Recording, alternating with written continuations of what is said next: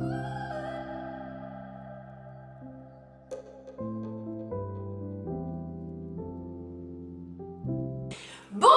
tout le monde, je suis très contente de vous retrouver cette semaine pour cette nouvelle vidéo qui m'a été tout spécialement inspirée par des petites copines d'amour. Et bien oui, cette semaine nous allons parler de ce truc bizarre là que nous faisons quasiment tous, l'auto-sabotage. Mais c'est quoi l'auto-sabotage? C'est cette façon merveilleuse qu'on a de se sous-estimer, de se trouver nul à chier.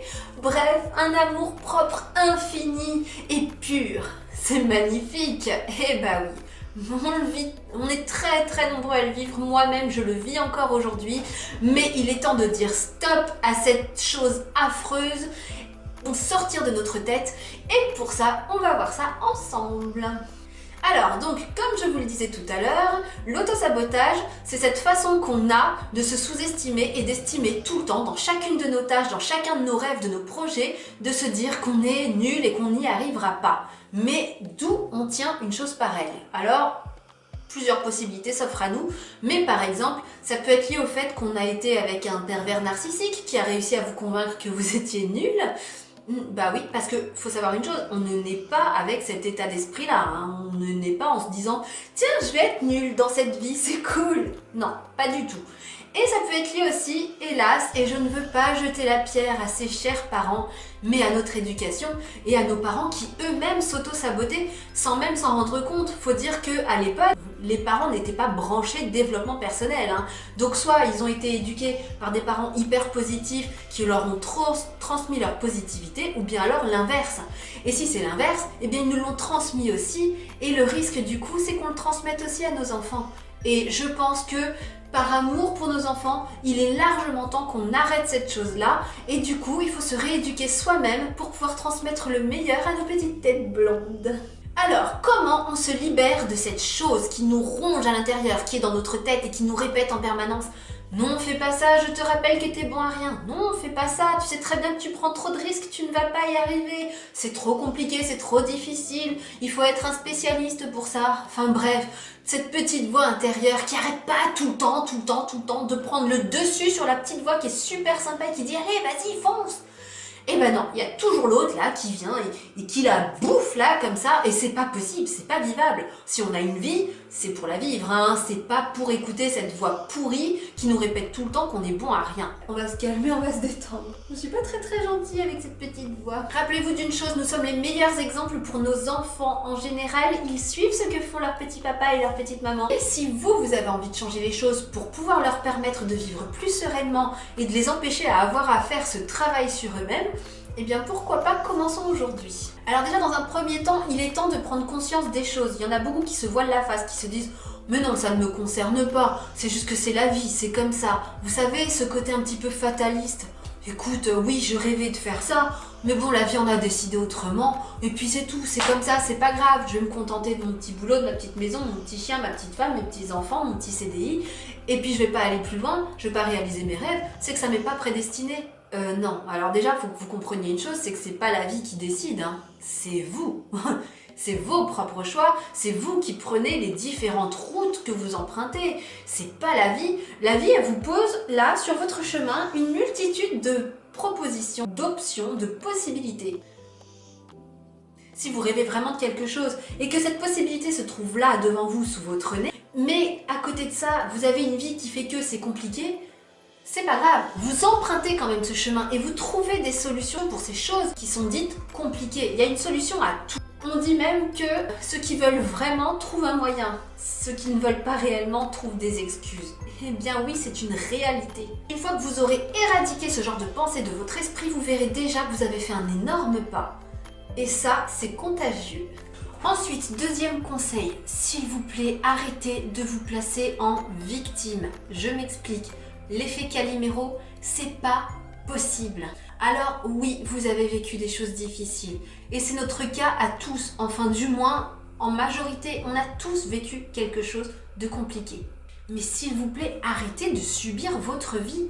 Là, c'est vous qui choisissez de continuer à porter cette charge hyper lourde qu'on appelle le passé. Si vous avez envie de vous trimballer ce sac pendant tout le restant de votre vie, ça vous regarde.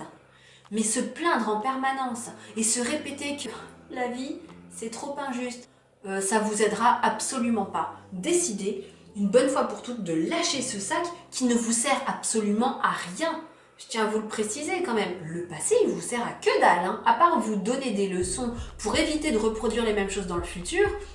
Mais sinon, laissez-le sur la route et continuez à avancer. Mais s'il vous plaît, arrêtez de vous plaindre. Parce que je peux vous certifier une chose, c'est que ça ne vous aidera absolument pas. Après, je vous dis ça, moi-même, je me plains de certaines choses. Avant, je me plaignais d'énormément de choses. Mais j'ai compris qu'il fallait arrêter de porter ça sur soi.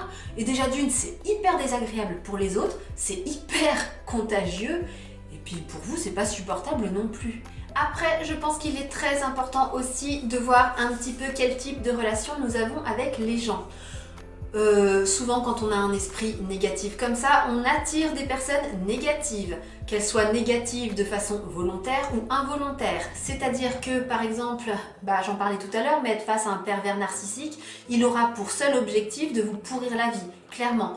Il va vous répéter tout le temps que vous êtes nul, que vous êtes mauvais, que vous êtes bon à rien, que personne ne vous aime et donc que vous ne vous aimez pas vous-même. Sa seule nourriture en fait c'est votre mal-être et lui il jouit de ça. Clairement pour lui c'est orgasmique, il adore faire ça, ça le nourrit, il aime vous faire du mal. Si vous en avez conscience, si cette personne arrive à vous convaincre que vous êtes nul et que vous avez qu'une seule envie, c'est de creuser un trou, de vous mettre dedans et de laisser passer votre vie, je pense qu'il est grand temps d'ouvrir les yeux et de partir en courant. Cette personne ne sera jamais florissante pour vous. Elle ne vous aidera jamais à aller mieux et à aller de l'avant. Elle n'aura qu'une envie, c'est vous pourrir. Parce qu'elle n'aimera pas sa propre vie, parce qu'elle n'aimera pas sa propre personne ou tout simplement parce que c'est en elle. Mais en tout cas, croyez-moi, elle ne voudra jamais votre bien. Jamais. Alors partez en courant. En revanche, vous pouvez être face à des personnes qui sont négatives, mais qui ont été intoxiquées, entre guillemets, comme vous l'avez été, c'est-à-dire avec une éducation négative, ou bien alors ils font vraiment pas d'efforts pour se sortir de ça. Dans ces cas-là, ces personnes, je vous dis pas de les fuir parce que ça peut être des gens que vous aimez énormément.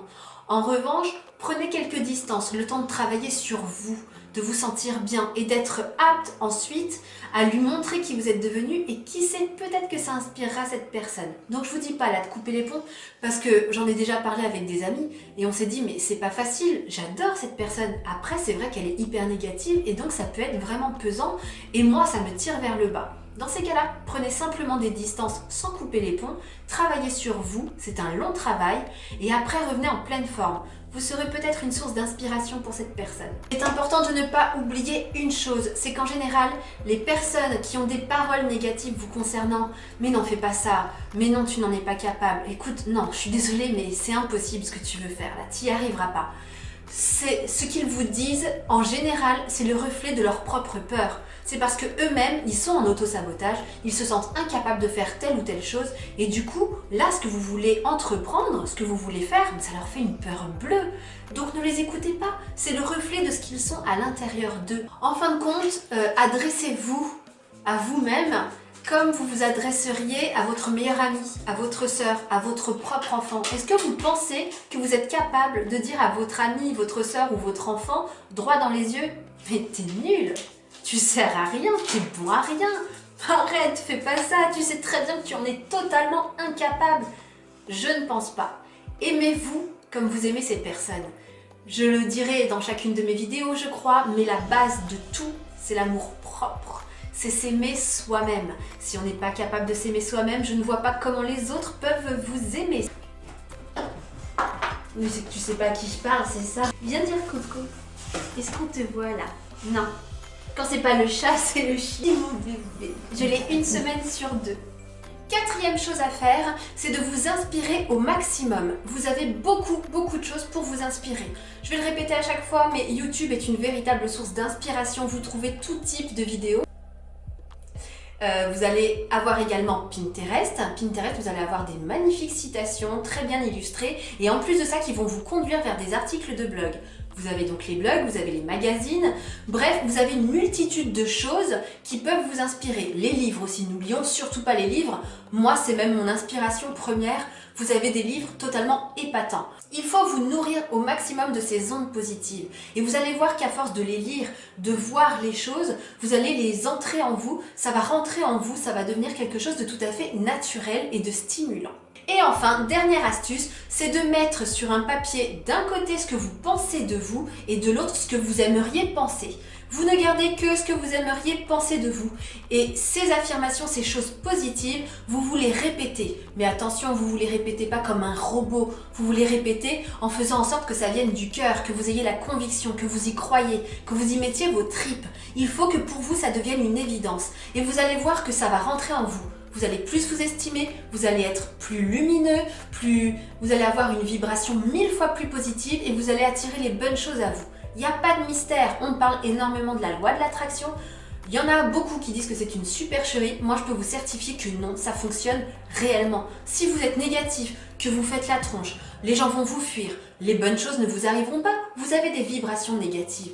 En revanche, si vous changez les choses, si vous reprogrammez les choses, ça met du temps. Je vous propose d'aller voir ma vidéo de la semaine dernière qui vous explique comment ancrer de bonnes habitudes dans votre vie. Ça vous sera très utile, mais en tout cas, voilà, ça met du temps. Mais à force de vous répéter chaque jour, matin, soir, au moment que vous voulez même, parce que plusieurs fois dans la journée, dès que vous avez un petit coup de mou, dès que vous avez un doute, vous pouvez reprendre votre liste et vous recommencer à la lire et à vous persuader. Il faut que ça rentre en vous. Il faut que vous vous estimiez.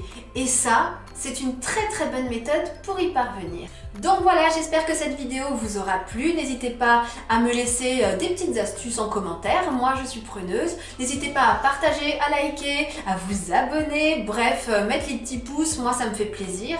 J'ai pu constater que j'étais passée de 84 à 90 abonnés. Oui, ok, ça augmente doucement, mais sûrement. Et en plus de ça, ça me fait énormément plaisir. Donc, bienvenue aux petits nouveaux. Et je vous embrasse tous bien fort. Je vous dis à la semaine prochaine. Et prenez soin de vous et tout le blablabla. Je vous embrasse.